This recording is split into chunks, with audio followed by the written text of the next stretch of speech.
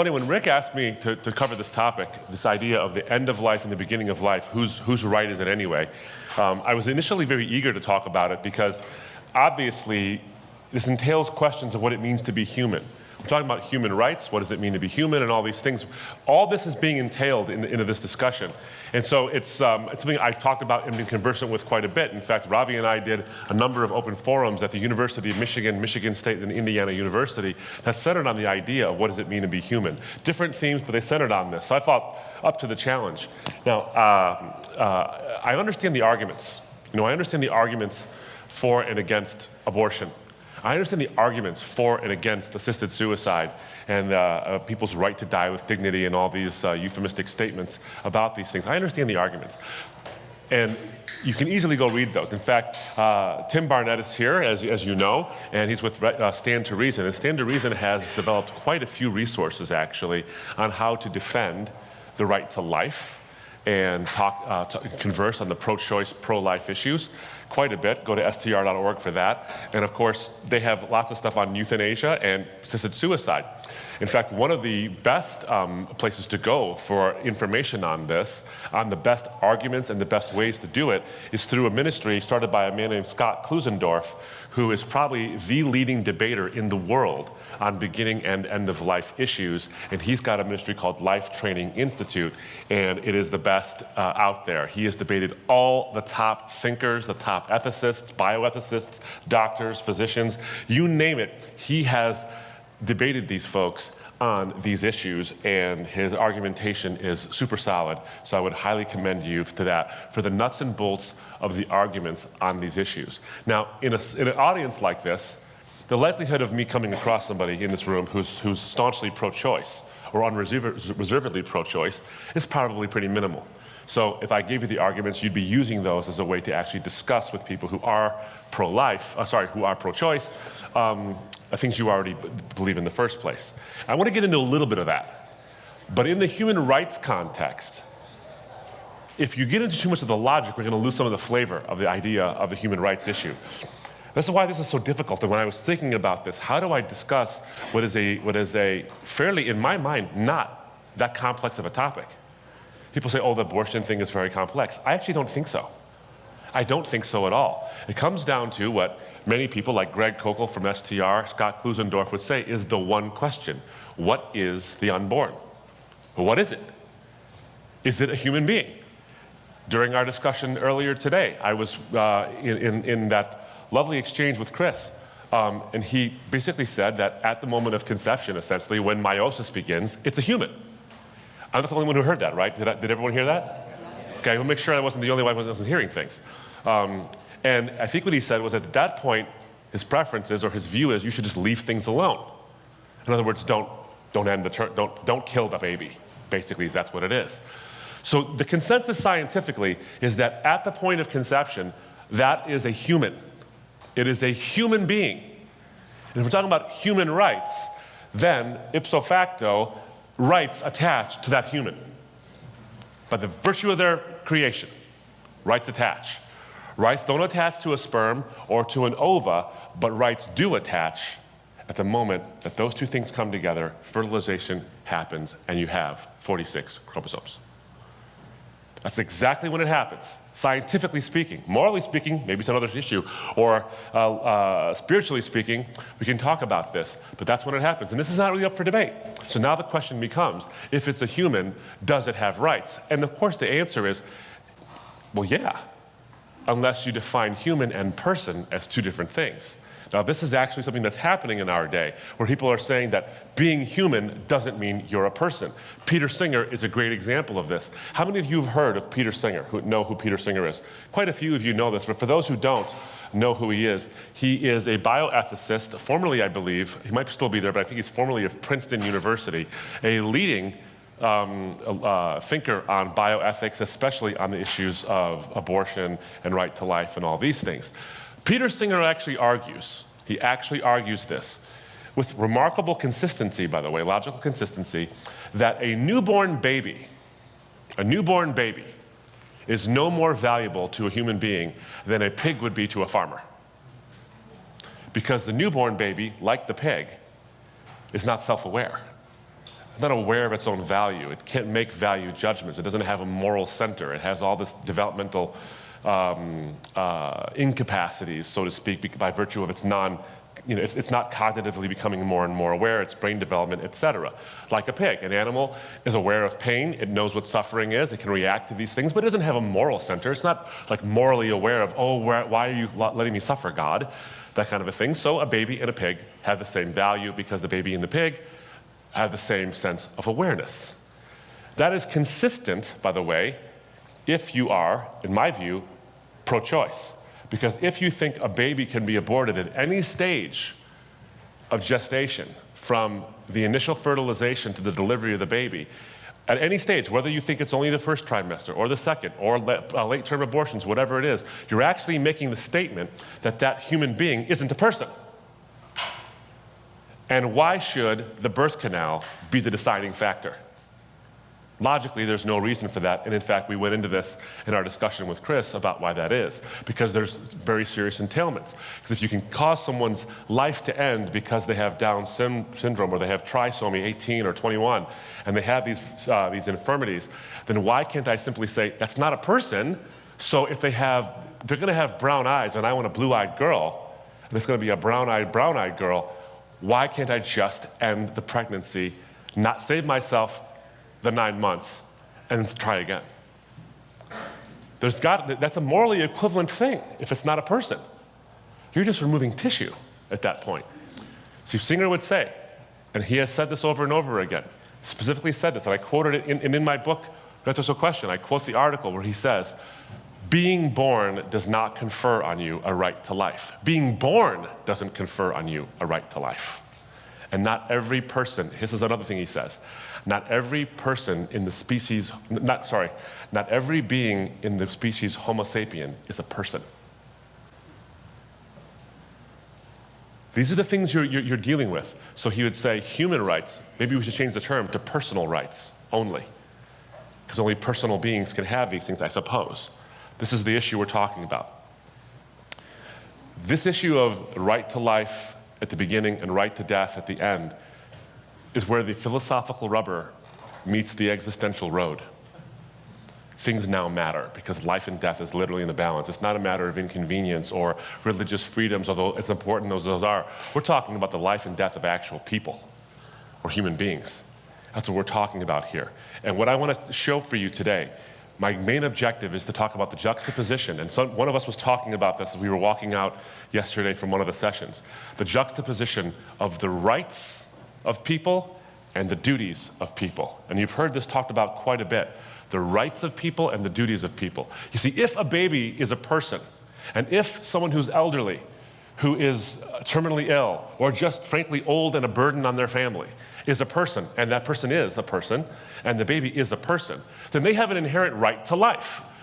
The question is, when does their right to life butt up against someone else's right to liberty, and which right wins? Or, better yet, does one right convert into a duty? In other words, does my right to life, if it's superseded by your right to liberty, does my right to life suddenly become a duty to die? That's the issue. Because rights and duties are entailed. And in fact, I would tell you this. When we're talking about the right to life and the right to death, we're really talking about the same thing. It comes down to the same thing, really. It's a matter of temporal differences, right? If someone's saying right to life, what they're really meaning is, of course you have a right to life. Does someone have the right to kill you is the question. Does someone have the right to end your life for you? But it's just like with euthanasia. Do you have the right to end your own life, or someone have the right to coerce you to end your own life?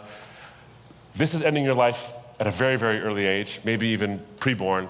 This is ending your life at a very, very late age, or maybe in the middle of your life, or when you're in pain. Basically, they're both the right to end your life issues. There's not really a whole lot of difference. So I want to back up and say, what is the foundation? What is the foundation for the idea that human beings have this right to life? And then I'm going to go into the right to death later on. As I was struggling with this, I was trying my best to make a demarcation in my outline, frankly, between the right to life issues and the right to death issues, and say, how can I make these distinctions? There's a spectrum here. It's so blended together, it's hard for me to extract these two things. So if there's a little clumsiness going on, hope you can forgive me. But why do we talk about these issues, about a right to life and death with dignity and all these things? Why do we talk about these things? So I want to back up from what I said earlier. If we understand chemically and medically that when there is cellular meiosis or there's just conception, that is a human being. We understand that. The debate is about whether it's a person or not. But some will say, no, it's a person too. It's a person as well. The question comes down to, well, then why should my right to liberty supersede someone else's right to life? In other words, if I was married, Nicole and I had a kid, or we got pregnant again for the 4th time, and it was a surprise, and we didn't have the financial means to take care of the baby, and it was going to be a huge burden on us, or frankly, we just wanted to travel more. Does my right to have that liberty supersede that person, that human being's in her body, right to life? And the question becomes, well, you could say, yeah, why not? Why not? That person doesn't have self-awareness and all these things. What it gets down to is this. What do you think that person is, not just by virtue of them having 46 chromosomes, but so what does it mean to have 46 chromosomes? So? Why do we care about any human life at all? I mean, isn't that really the question? Why do we care about any human life? Is it wrong to kill innocent people? Is it wrong to kill them, even if they want you to kill them? Is it wrong to kill innocent people? Because it comes down to our view on human beings with the frame of two different things.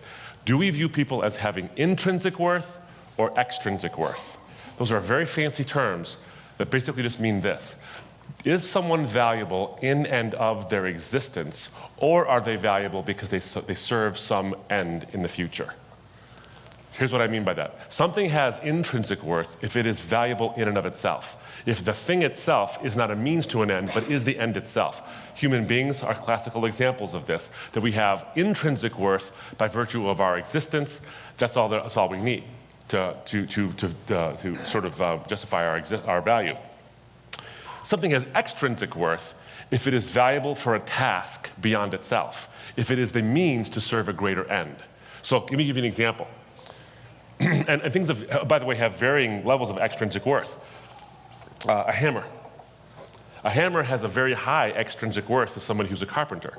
Why? Because that is a tool by which that person builds homes, that either build homes for the shelter and well-being of another family, or they make a living for their own family by being able to use this hammer to be able to do a job that provides for their family and makes a house for another family. The hammer has high extrinsic worth. But that isn't the end. The hammer isn't the end itself. It's the home or the family that's the end in and of itself. Now, the hammer has very high extrinsic worth for the carpenter. For Abdu Murray, it has very low extrinsic worth because it is simply a tool by which I hurt myself. I am notoriously bad at home improvement projects. Thankfully, there have been no emergency bills to prove that, but to take their word for it, I'll hurt myself. That's something's extrinsic worth. The problem is that we're having this discussion about do people have value, and the Peter Singers of the world and all these things. They're actually arguing that certain people have extrinsic value, not intrinsic value. Because the argument goes like this. He'd say that a farmer has a pig. He can sell the pig, he can kill the pig, he can do all these, he can have more pigs through the pig. The baby can't do any of that stuff. The baby is simply a financial drain if the parents don't value the baby. It's like, oh, this thing's gonna ruin my life now and I gotta deal with this baby. So up to a certain point, he picks, I think, arbitrarily 3 months or 2 months, the baby can be killed because the baby is a drain. It does nothing to contribute to society and certainly not the life of the parents. Do you see how that's extrinsic worth? The baby is an end in itself. If you like the baby, if you think it's really cute and it gets you lots of photo ops with your family, or you can take a stroll and people can go, aw, or pinch its cheeks, that's wonderful for you. That has extrinsic value because it makes you feel good for a certain time. And you give the baby value, but it has no intrinsic value until it can realize value of its own. Is that clear so far? This is why Alberto Giubellini and Francesca Minerva, in an article published in the Journal of Medical Ethics out of Australia, actually have an article entitled, "A Post-Birth Abortion, Why Should the Baby Live?" And they argue, exactly like Peter Singer, that if a baby is a burden of any kind, now they use physical infirmities like Down syndrome and trisomy 18 or whatever it might be. If the baby is a burden, I have to take care of this baby and I don't want to have to take care of this baby, then the parents have the right to kill the baby because the baby has no value of its own. They actually say this, though, in the article. They actually say, this argument applies for any reason whatsoever. It doesn't have to be just because the baby has a fundamental birth defect or because the parents are financially unable to care for the baby. If the parents simply just don't want the baby, then the baby's not wantable. And it can be killed because the baby has extrinsic value. You can see immediately the dangers that attend, can't you? That if someone actually has only extrinsic value and people, human beings, determine who's valuable and who's not, you can see how easily that can be translated into the end-of-life issues where someone says, you're old, or you're sick, or you're terminal, or frankly, the inheritance is just being plugged up by your happening to stick around for a while. Would you just keel off and die already so I can get rich? Can you see that? That's not a far-fetch. It's not a far-fetch.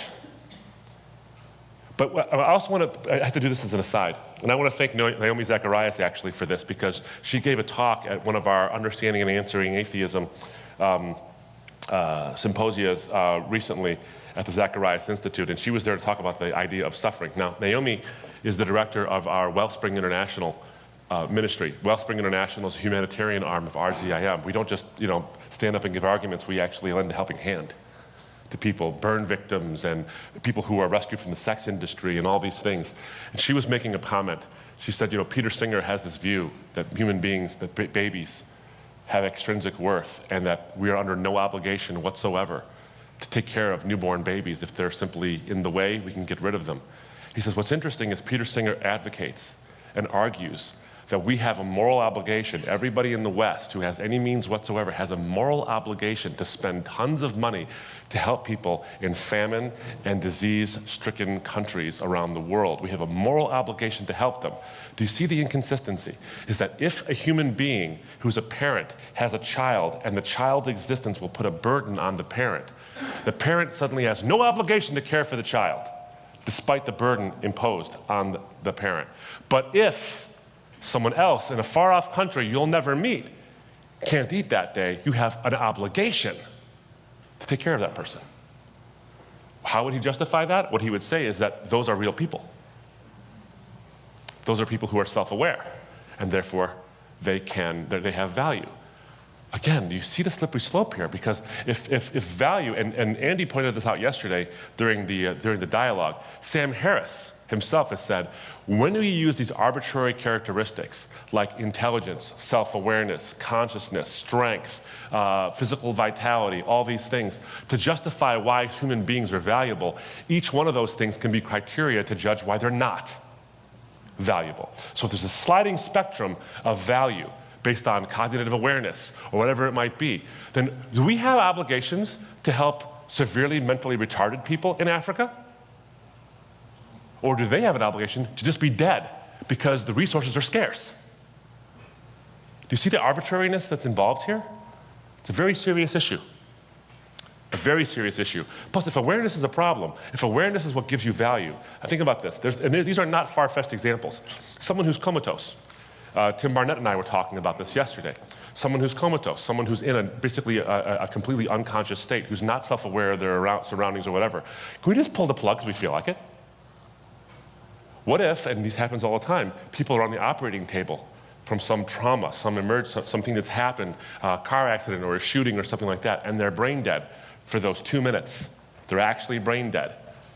And then they come back. Now, we never know. We can't predict this one's going to come back, that one's not going to. That's why they're as close to, or if not qualifying for, a miracle as you can get. But at that moment, when the doctor says, time of death, 12:01, can he just take a scalpel and plunge it into his skull? He's not aware. He's not valuable anymore. He's basically a piece of meat. Awareness is a slippery slope by which to judge when someone is a human being and when they have intrinsic value, because you can lose that awareness and gain it back again all the time. It's a terrible way to judge these things. So that idea that you can have a choice, in fact, Chris, very forthrightly, I thought, was talking about some of the inherent inconsistencies that we see in some of these issues when I asked him the question about if a baby is a baby at birth, at conception, is a human being at conception, what's the difference between that and infanticide? And he said there's basically no difference whatsoever. He said leave it alone at conception, but I can't impose my belief on someone else. Your belief in what exactly? Your belief that a human being's living there? That you can't kill humans? You can impose that on people. Sure you can. We do it all the time. It's called law. We do it all the time. We have to do this. So we go back to the competing rights of life and liberty. Now these are not, it's not obvious which one's which, by the way. If you say liberty never trumps life, life always trumps liberty. Now, by the way, you notice an American used the word Trump twice in a sentence and didn't insult anybody? It's not always obvious that liberty is always the subordinate right to life. You can't have liberty without life. You kind of need to be alive to have liberty. On a naturalistic framework, I don't think that's true in a Christian framework. Liberty actually transcends death and transcends life, but that's another issue altogether. So it's not always easy to say that, because some people's right to liberty is worth your life. It's worth giving up your life for. But that's not what we're talking about exactly here. There's an example. Maybe you've heard this example. It's the famous violinist example. Someone had, Thompson is her last name, I'm forgetting her, I think it was Judith. She gave an analogy in defense of abortion. She said, imagine you fell asleep one day and you woke up only to find yourself back to back in bed with the world's most accomplished violinist. And in the middle of the night, the American Music Association kidnapped you, put you in this bed, and connected your kidney to this violinist, because the violinist has a disease that will kill the violinist, and which makes the violinist's kidneys unable to function. So they have to run his veins through your kidney to filter the blood out. But they say, don't worry, it'll only be 9 months. Sorry we had to do this to you, but the fact remains this person would have died if we didn't hook you up to the violinist. Do you have an obligation? Don't you have the right to sever the connection? Because my goodness, you don't have an obligation to this person whatsoever. They're forcibly feeding off of you. You are the source of their life. Doesn't that strike you? I mean, when you think about it, it strikes you. This person's right to life shouldn't supersede my right to liberty. How dare this happen? How dare I be burdened by this obligation to care for this human being?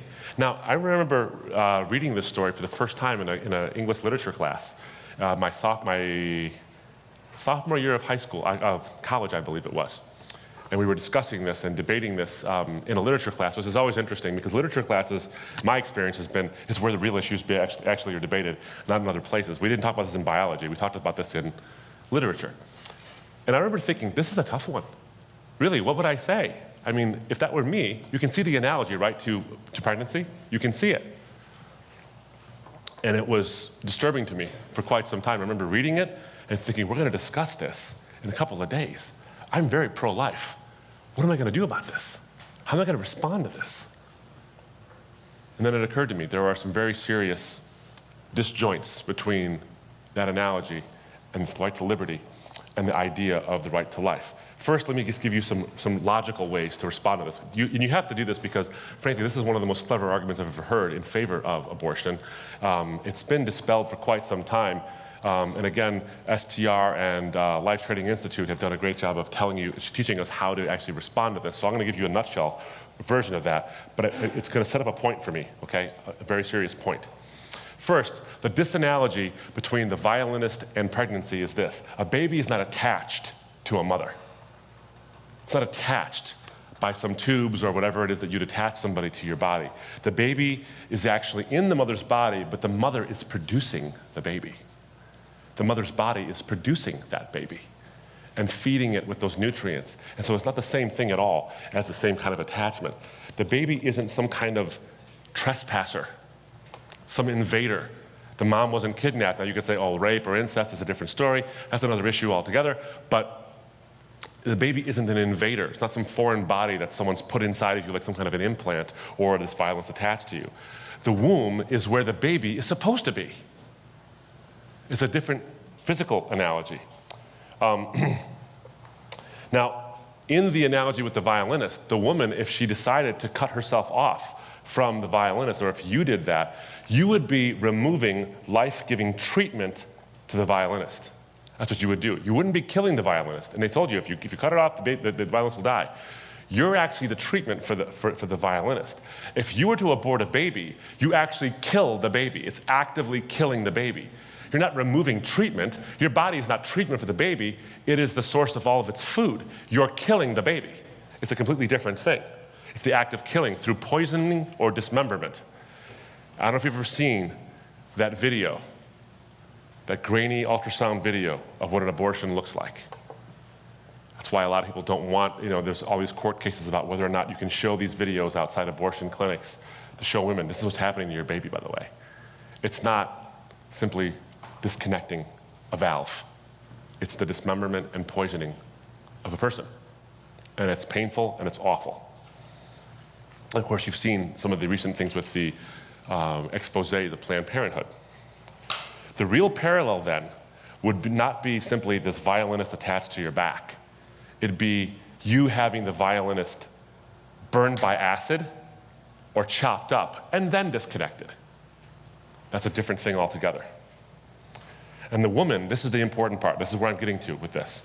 The woman in the violin issue, or if you were attached to the violinist, you don't have any special obligation outside of being two human beings to that violinist. There is no special obligation that attaches to you or any stranger. You don't have right now the obligation to go and give blood. It's a good idea that you do it, it's a morally right thing you do it, but you don't have the obligation to go and give blood to the Red Cross right now. You have no obligation to do that. Not legally, and I don't even think morally. I think it's a good thing, it's a supererogatory act in one sense, but I don't think it's an obligation. There's no special obligation on you. But there is the attachment of a special obligation between a mother and a child, or a parent of any, the father and the child. And that's where I want to park on this. Greg Koukl makes this analogy. He says, what if the woman, change the analogy, what if the woman woke up, or what if you woke up, not connected to some stranger violinist, but you woke up connected to your son, or to your own daughter? What then? You see, Judith Thompson, in creating this scenario, actually says, let's concede that the fetus or the zygote or whatever is a full person. She concedes it. And that's why she uses the violin analogy, because the violinist is a full person. Do you see how it's different, though? She uses some stranger that you have no special obligation to. But what if it's your child? What if it's your child, and you cut that source of life off from your child? Don't you have a special obligation to the child? Don't you have that? I would. You would. Would it be legally wrong for a mother to do that if she was suddenly woke up because her husband had connected the two? That's another issue. But morally speaking, I think everyone knows it would be wrong for that mother to suddenly cut herself off from being the source of life for a child like that, for a full person, because there's a special obligation that attaches to the parent-child relationship. Think about this. I don't know if you remember the story that happened. I want to say it was in 1994. I can't remember exactly when it was. The Susan Smith case. Who remembers the Susan Smith case? It made national headlines. It was a terrible, terrible case where Susan Smith, a woman who she was delusional in many ways, but she wanted to get remarried. And she thought that her two younger sons were the reason for the divorce, I think it was, and she thought that they were in the way of her remarriage. So she put them into a car, tied them down with seatbelts, and drove it into the river, killing both of them. Why was that so outrageous? Why do you have a certain visceral reaction to that beyond simply a murder of two people? As bad as that would be all by itself. Why is that? Because you recognize the special obligation of that mother to that child. If anybody should be the source of safety for a child, it's their mother or their father. That's why the analogy is disanalogous to actual abortion and right to life. Because a mother, regardless of how the baby got there, has a special obligation to that child. We see it in every single instance. When parents go off and they leave their children at home, their 8-year-olds or their 6-year-olds at home for days on end to fend for themselves so they can go on a bender, we put them in jail for that. When you go out and you know a baby is in a house by itself, and you don't do anything about it, yeah, there's a moral problem with you, but there's not a legal issue. There's no special obligation on you. I think there's a moral obligation, but not a special obligation. A mother has both the legal, and a father has both the legal and the moral obligation to take care of that baby. That's why it's different. And that's what I want to talk, that's why where all this collides. When you have rights to liberty, and you have the right to life, when there's a special obligation, your right to liberty becomes a duty to surrender it. You have a duty to surrender that right to liberty for the sake of another human being, especially considering that it's not even that long. Well, 18 years is a long time to take care of a human being, but the joy that comes there is also something that's always there. See, it's not just about rights, it's about responsibilities, it's about obligations. There comes a time when your rights do have limits. They do have, and they not only do they have limits, I think it was Anna who was talking about the right to swing your arms, ends at my nose. But there's actually something that's different. Your right doesn't just end at the distance of my nose. Your obligation begins. Your right transforms into an obligation. Is it malleable and amorphous? Yeah, it kind of is, which makes it tough, but it exists there. Your rights turn into obligations at certain points. That's just the way it actually is. So that baby's right to life supersedes your right to liberty, and your right to liberty transforms into an obligation to take care of the baby. Now we go to the end of life issues. And that issue about death with dignity. Now you've heard this phrase, death with dignity. These are the euphemisms that are attached to these laws that allow people to get physician-assisted suicide. And this is a hot button issue because I know plenty of Christians who are okay with this. I happen to not be, for legal reasons. I remember funny, Andy yesterday, by the way, it scared me yesterday after the dialogue. I was thinking about the way Andy thinks and the way I think, and it's so similar, which actually creeps me out a little bit, keeps me up at night. But the first example he used was this famous case of these two guys who were in a boat, having survived a shipwreck, and there was a sick young man in the boat. That was the very first case I ever read in my criminal law class, because it was called the defense of necessity, when you can kill a person out of necessity. And there is a defense called necessity, like if you're hanging off a cliff and someone else is hanging on your foot, and you're both going to die unless you jerk your foot back.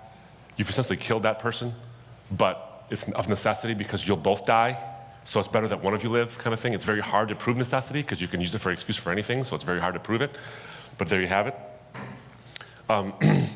My professor in my own criminal law class was Yale Camisar, who was a leading expert on the idea of doctor-assisted suicide. And he was very much against it, which is very surprising considering how left-leaning the university I was going to was. But he actually remarked this idea about death with dignity, these death with dignity laws. He said, it's interesting that they talk about this death with dignity as if dying while suffering is undignified, or dying while drooling is undignified. Now, I understand, I don't want to die a horrible, painful death. No one does. But to suggest that suffering is itself an inherent indignity is just wrong. It's just blatantly wrong. And that shows me something, the vacuity, or the vacuousness, I should say, the vacuousness of the idea of death with dignity. That's one of these really nice slaps on a label to say the right to kill yourself. Now, I hate to say it so harshly, but I think that idea of that suffering in death is somehow undignified. I think that is one of those sugarcoating things that actually shows that people who are suffering are somehow have less dignity, or have lost their dignity somehow, and it makes them less of a human being. Now, The ultimate question you have to ask yourself in the end-of-life issue is, what's so wrong about it? If someone is suffering and their quality of life is so terrible that they can't continue to go on like this, maybe they have some debilitating disease where they're just racked with pain. Maybe it's not even terminal. They're just in years and years of pain.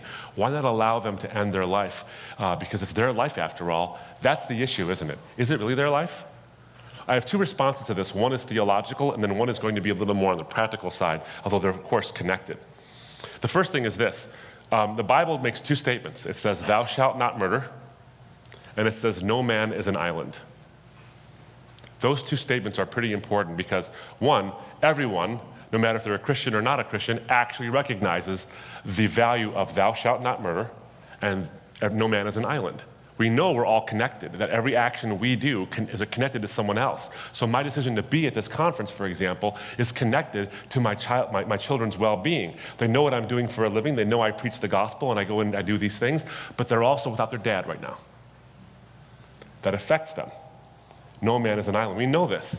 But "thou shalt not murder," why is that a cardinal rule? One is because if I take somebody else's life, what I've actually done is sinned against God first, because God has created that person, and he's the one who has imbued that person with life. I frankly think that without a transcendent being, you're not really murdering anybody. Lions don't murder gazelles. But if there is a transcendent being, there's a moral order to things. And murdering someone is wrong because you've sinned first against God, because their life is not yours, and in fact, their life isn't even theirs. It's God's. That's the first thing. And so suicide is simply self-murder. What you're doing is sinning against God. Now, the questions are going to arise. Do people who commit suicide go to hell and all these things? Look, the answer is this. I really think it comes down to this, and you can ask this in the Q&A. We can flesh it out more if you want to. But it comes down to this. Murder will get you to hell. Lying will get you to hell. Adultery will get you to hell. Pride will get you to hell. Envy will get you to hell. White lies get you to hell. Everything gets you there. You do that just fine on your own. But murderers, liars, adulterers are offered salvation in Christ. And I think there's that point where someone commits a suicide because of depression, because of some kind of chemical imbalance, or whatever it might be, and there's a billion reasons why. There are many reasons for suicide as there are people who've committed it. And I would never deign to say that I know the heart and mind of the person who did that. In fact, a person who does that probably isn't even in their right mind at some point. They're racked with something. And yes, is it something that actually hurts other human beings? You bet, of course it is. But I fundamentally think this: if that person has trusted in Christ as their Savior, and for whatever reason they come to the end of their rope, it's not my job to say they didn't really believe in Christ, and Christ didn't die for that sin too. That's my position on it. But doesn't mean it's not wrong. This doesn't mean it might not send you to hell. It doesn't mean it's not wrong. And of course, one of the reasons why suicide is so bad is because it's irreversible. You kind of can't recover from that. That's how it works. But there's this connectedness. This "no man is an island," there's a connectedness to it all. Because when you do this, whether it's physician-assisted suicide and you're racked with pain or whatever, there's a connectedness to all of this. Because when you do that, you are taking yourself out of someone else's life. They might even agree with you that you should go and all these things, and there's a sadness. And maybe if you're terminally ill, you're going to go anyway. There's this connectedness there too. But these decisions have ramifications across. Now, what I want to focus on, though, is the connectedness with people based on a very, very poor time in your life to make a decision that will end it. This is why I think, legally speaking, this is such a hard, such a difficult thing. And I know it's legalized in Canada, and I think, if I'm not mistaken, I don't know if David's here, it's federalized now in Canada, right, where you have a right to assisted suicide. And in fact, if you go to a doctor who doesn't believe in assisted suicide, he has the obligation to refer you to somebody who will kill you. He can't even say no. He has to go. It's like going to somebody and say, "Here, I want to use this gun to shoot myself." And say, no, use this gun. It's not a freedom of conscience issue. That's a complete dodge of the thing. But anyway, the problem with it is coercion. And there's the issue of making bad decisions at a time when you are most unsuited to make those decisions. I remember, this is going to sound like a trite and silly example, but I remember this, and I want you to think about this, because you've had these in your own life, most likely. I had a toothache. Now, that sounds like trivial. You ever had an abscessed tooth? Who's had an abscessed tooth? Do you remember what that felt like? Do you remember thinking that, I remember thinking this, if this is what torture feels like, I might actually give up some secrets. If they said, this could be over. I remember doing that. In fact, I remember I heard a story that if your body can only process one major pain at a time, so I said, well, I'll bring my son around. No, I'm kidding. So I decided to do wall sits for 20 minutes and just burning, searing pain in my legs. And sure enough, I couldn't feel the one in my face. It was that bad. You know what's interesting is that lasted for a couple of days for me. I couldn't get into the dentist for reasons I won't bore you with for a couple of days. And in those short periods of that short time where I had a localized pain that was incredibly intense, I got bitter. I got angry. I made dumb choices. Can you imagine being terminal or being racked with a disease that causes you pain, even if it's not terminal, to that degree? It changes a person. Pain does that.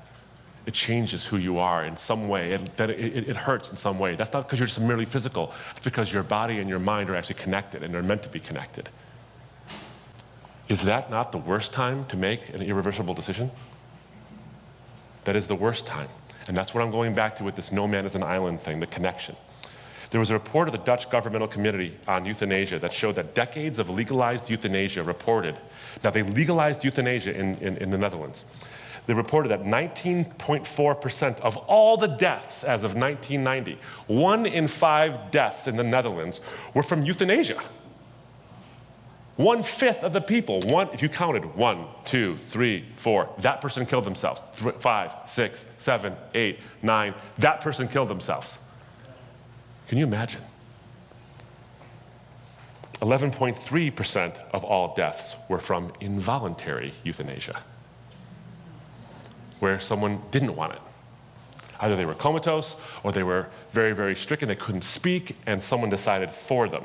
In the Journal of the American Medical Association, there was a report that nearly half of the doctor-assisted deaths in Holland in 1995 were involuntary. Half! And this has doctors asking now, since then, doctors in the Netherlands have asked whether they can put to death, I think that's actually now a law, they can put to death the very seriously handicapped children without their consent. You see the problem here is that if the family members or the government gets to decide some things, it leads to terrible moral choices. Because now you're saying that the right to death is there, and yes, there are these instances where someone they really want it, because there's such pain. But then the coercion happens from family members who even subtly coerce. They don't say, hey, Dad, why don't you kill yourself? The little things like, oh, the bills are coming due. I don't know how we're going to pay for this. Boy, college is coming up soon, and Johnny's he didn't get that scholarship he wanted.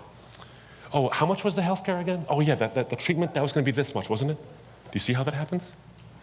Or with inheritance stuff, and I've seen this. I've actually seen cases like this, where someone dies under very mysterious circumstances because they wanted to get assisted suicide, and you come to find out that one of the people who's in line for the sizable inheritance just sort of said, hey, you know what, it's time.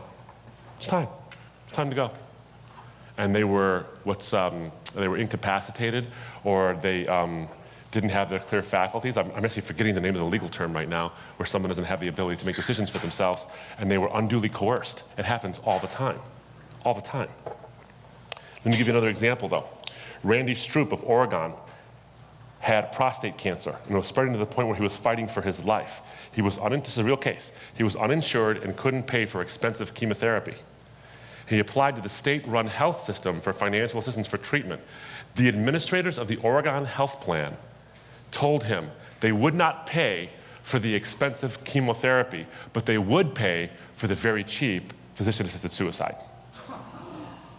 Now, you're Randy Stroop, and you're strapped for cash, and your wife has got car payments to make, and she doesn't even have to ask you for it. She won't even want you to kill yourself. But you feel this sudden obligation that the state thinks I'm worth more dead than alive, or at least I'm less of a burden dead than I am alive. Maybe they're right. Maybe my wife and my kids would be better off without me. Do you see what happens? You have extrinsic value. Once again, you've lost who you are. These are not in a vacuum. And of course, the coercion here in Canada on doctors. Now, I want to close by making it real, if I can. Maybe you remember the story of Brittany Maynard.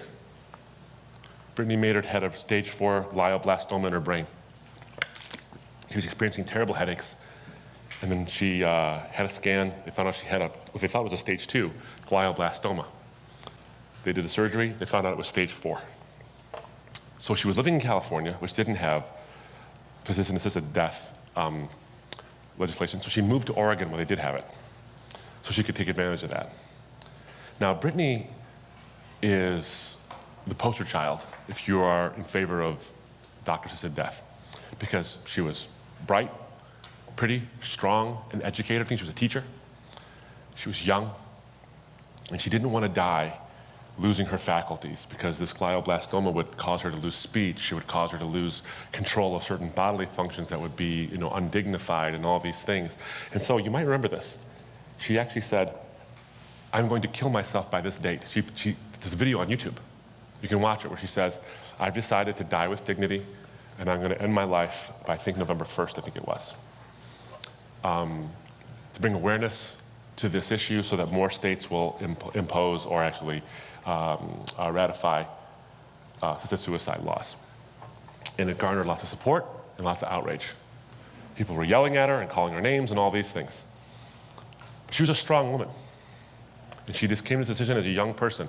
When you see the video and you see her mother's reaction to the whole thing, I think she's in the shot. She's destroyed by the whole thing. And she does say, I don't have a right as an adult to tell Brittany how to live her life. I certainly don't have a right to tell her how to end it. But she's racked with pain and guilt and just this feeling of despair. And Brittany's not happy about it either. It's not like Brittany wants to die. Well, the time came and she said, I'm going to postpone it because I think I'm okay. I'm living, my life is, I can interact a little better. I'm good. But then she did it anyway. She went ahead and ended her life. Before she did that, there was an equally moving video by Maggie O'Connor of Connecticut. She has, I think she's passed away since, but she had a stage 4 glioblastoma, the exact same disease. If you haven't watched the video, I urge you to watch it, and I dare you not to tear up when you do. She's sitting there with her bandana on.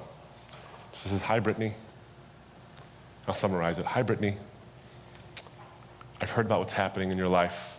You're a brave, courageous, beautiful young woman, and I get it. I get it with everything in me. I have this same horrible disease, and there are days that are good and there are days that are bad. And I know there's going to come a day, short of a miracle, that I'm going to lose my faculties and all these different things. But my goal is to squeeze every drop of life and not let this thing get me even 1 second more than it has to. I'm going to defeat it and not give in. She said this: when we see someone on the ledge who's going to jump off, we scream, don't do it, don't do it. We tell them not to do it. She said, what would it say about us as a society if we said to that person, you know what? Your life is pretty terrible. Go ahead. What would it say about us? See, it's her decision. It's Brittany's decision, so to speak, because it's her life. I don't think theologically that's true, but there you have it. But what does it say about us? No man is an island. What does it say about us if we sit there and say, you know what? Yeah, your life for the rest of these months you might have, it's going to be terrible and therefore not worth living. We lose something very, very seriously. We lose our own soul, my friends, in that. This is what she says towards the end. She said, don't let that arbitrary date pressure you of November 1st. You are strong. How about you and me together? We agree to squeeze every last drop out of life and cheat this beast of cancer for as long as we can. Who knows, maybe we can both be a part of a research trial that leads to a cure for others. In the meantime, we can spend the precious few moments we have with the people that we love. And she went on to say that years before she got glioblastoma, her dad was in an accident that severed his spinal cord. And in the 5 months before his death, he grew worse and worse. And at one point, he was only able to speak. And Maggie Connor said to Brittany, it was in those moments where I sat with him when his life was the most miserable, physically speaking, that we had the most joy of our relationship. I learned family history. I learned about who I am. My parents, my brother and my mother, all these people, we had this wonderful time together that we wouldn't have had otherwise. She says, I know it's weird to say this, but in one sense, it was a gift. It was a gift. Your life, Brittany, is a gift. Don't take it from anybody else. Each of us, she said, has become wiser and better people because my father hung on. She said, I know what you're facing, but we're still here. But we're still here. When a baby has Down syndrome, you ever met a person with Down syndrome before? You ever seen them upset at anybody? They're the happiest people in the world. They bring joy. Now their life expectancies are getting to the 50s. For a while, it was only like 17 years old. Now it's into the 50s, and soon it won't even be different than ours in any way, the average person's. They bring joy and beauty and love to everyone they meet. In some ways, it's as if sin didn't touch them. And Richard Dawkins says it'd be immoral to let them live. What I would say to you, friends, is simply this. We have an obligation to safeguard the most vulnerable in our society. Our right to liberty ends with our obligation to protect the weak. The unborn are among the weakest, and the infirm, and those who are dying, and those who are sick, and those who are in pain, are just about as weak as well.